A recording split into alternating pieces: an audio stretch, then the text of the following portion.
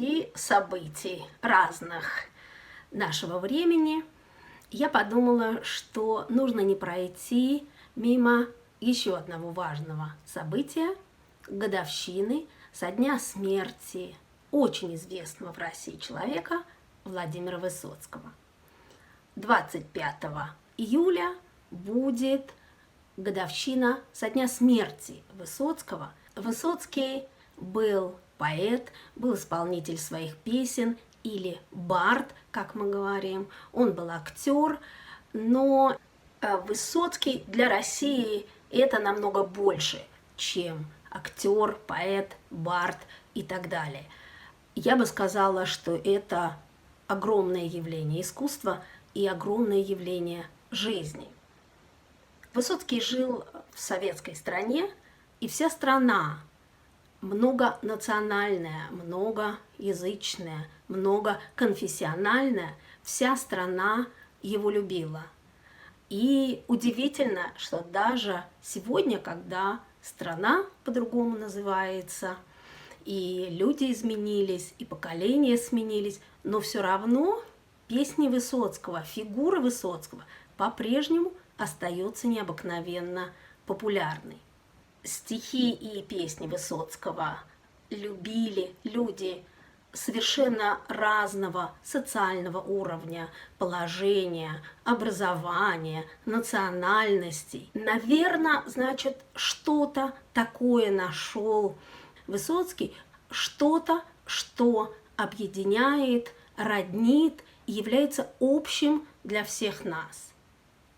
Ну и, конечно, когда я говорю России, я не имею в виду только русских людей, хотя Высоцкий пел по-русски, но в России живут люди разных национальностей, и для них тоже Высоцкий и его творчество является до сих пор близким, понятным и очень важным.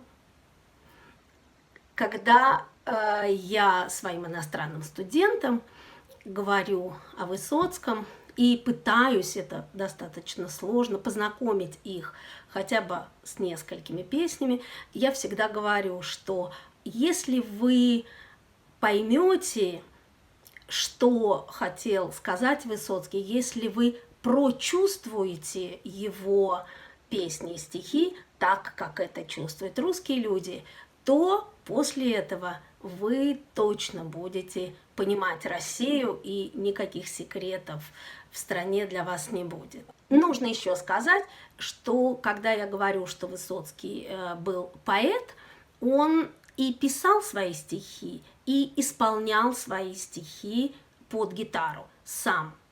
И вот это исполнение своих стихов в музыкальной форме, в форме песен, это очень важно, потому что для Высоцкого музыкальная форма, которая включала в себя и его гитару, и его голос, и его неповторимую манеру, это именно создавало вот ту неповторимую атмосферу Высоцкого, за которую мы его и любим.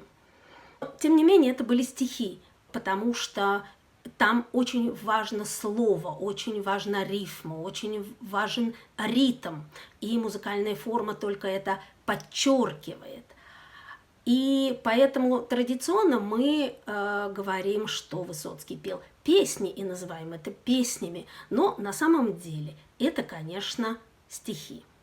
Сегодня я остановлюсь только на одной известной, популярной песне Высоцкого, которая называется «Охота на волков».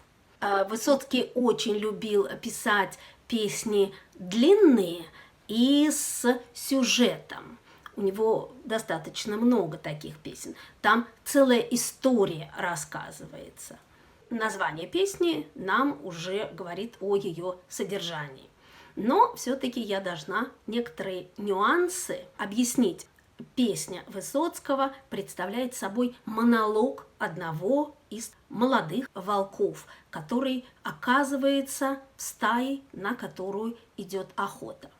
Охотники не охотятся в одиночку на волков, их всегда несколько человек, и они выбирают место, куда они как бы поведут этих волков, потому что их надо выгнать из леса. И каждый из охотников потом получает свой номер своего места, где он должен стоять. И к этому месту ведет коридор, который охотники обозначают красными флажками. И с одной стороны флажки, и с другой стороны флажки. И когда собаки гонят волков, волки вынуждены бежать по этому коридору в то место, где их ждут охотники с ружьями. Очень важно для понимания песни, что волки не могут выбежать за эти флажки, которые образуют коридор. И я даже посмотрела, почему. Это же просто флажки из ткани. Но на самом деле охотники пишут, что флажки пахнут человеком, так же, как и оружие, так же, как одежда человека. И поэтому для волка это знак, что здесь враг, что здесь человек. И поэтому волки боятся выбегать за флажки. Это на уровне инстинкта. Стихи Высоцкого, конечно, не о волке, а о человеке, перед которым всегда стоит выбор. Или жить в стае, жить вместе со всеми по традициям, по правилам, по инстинкту, или позволить себе вырваться из этого коридора, который очерчен красными флажками, и даже неожиданно для самого себя вырваться за границы красных флажков. Вырваться и тем самым обрести свободу и спасти себе жизнь.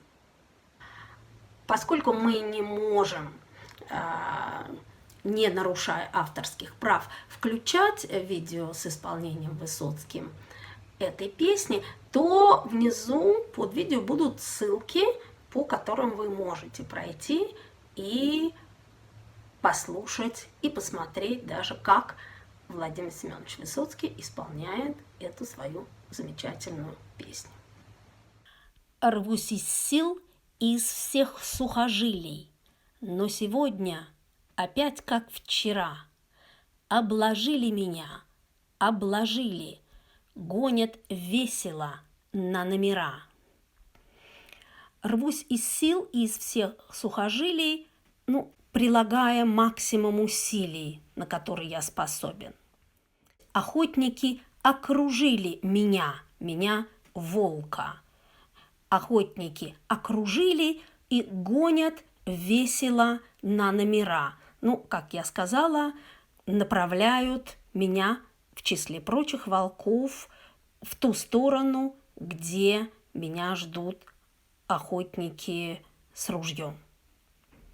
Из-за елей хлопочут двустволки, там охотники прячутся в тень. На снегу кувыркаются волки, превратившись в живую мишень. Вот там, где стоят охотники, они шумят, шуршат двустволками, своими ружьями и, конечно, прячутся в тень, чтобы их не видели. А в это время на снегу кувыркаются, то есть прыгают, играют волки. Но на самом деле это не игра, а это мишень для охотников. И припев, который повторяется после каждой небольшой части. Идет охота на волков, идет охота на серых хищников, матерых и щенков. Кричат загонщики и лают псы до рвоты. Кровь на снегу и пятна красные флажков. Идет охота на волков, как я сказала, на всех, на хищников матерых, то есть старых, опытных волков и молодых, маленьких щенков. Кричат загонщики, то есть те люди, которые гонят волков.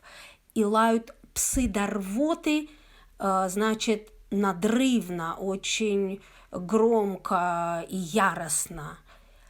И кровь на снегу, и пятна красные флажков. Замечательный образ повторения, что от выстрелов волки погибают и оставляют пятна крови на снегу, а охота обычно идет в зимнее время, и эти кровавые пятна на снегу, они повторяются в этих пятнах красных флажков, вдоль которых, как я сказала, бегут волки к своей смерти.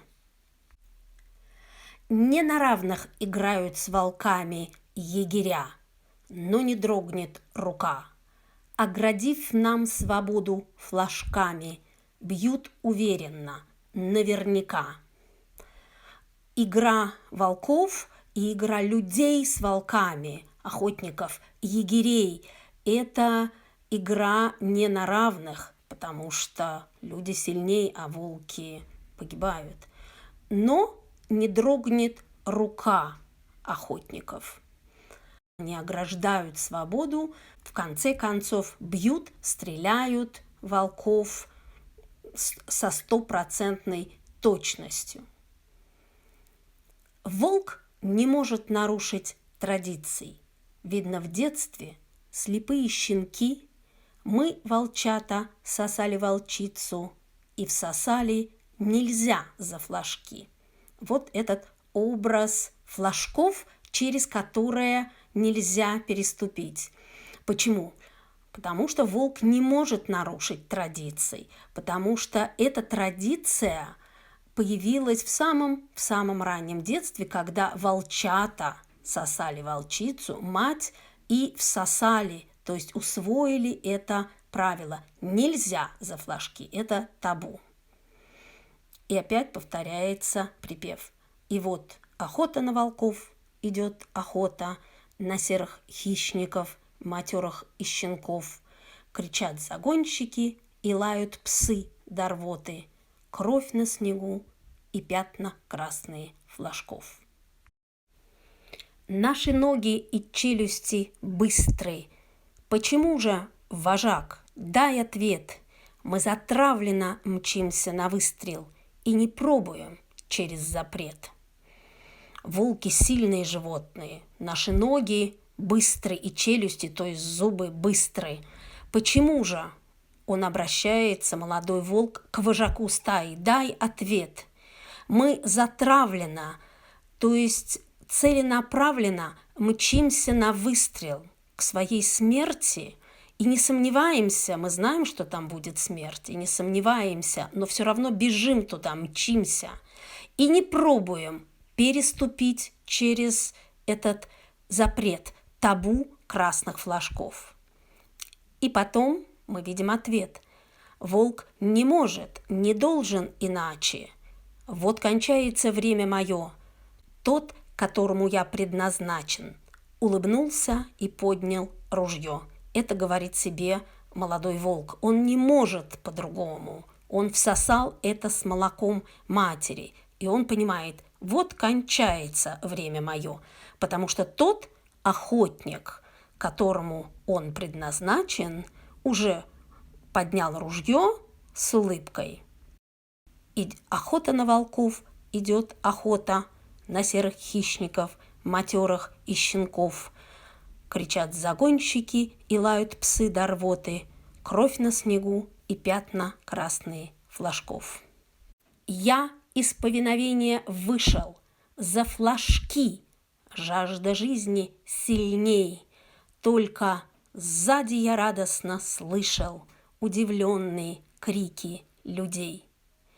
И вот вдруг этот молодой волк решил выйти из этого замкнутого круга традиций, привычек, правил и больше им не подчиняться за флажки, потому что жажда жизни у него была невероятно сильная, она была сильнее традиционных правил.